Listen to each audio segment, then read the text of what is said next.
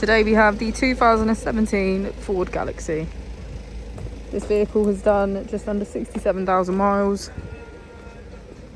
It has a manual transmission and a diesel fuel type.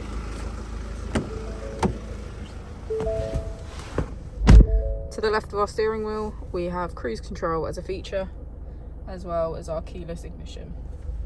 On the right, we have voice control.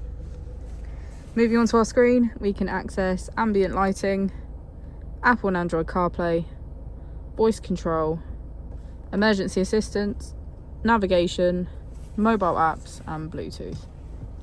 If we put the vehicle into reverse, we can see that it comes with a parking camera with front and rear parking sensors.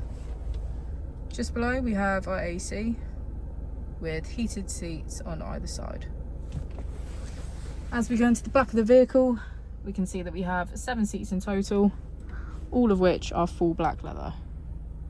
As we pan the camera up, we can get a good view of our panoramic roof.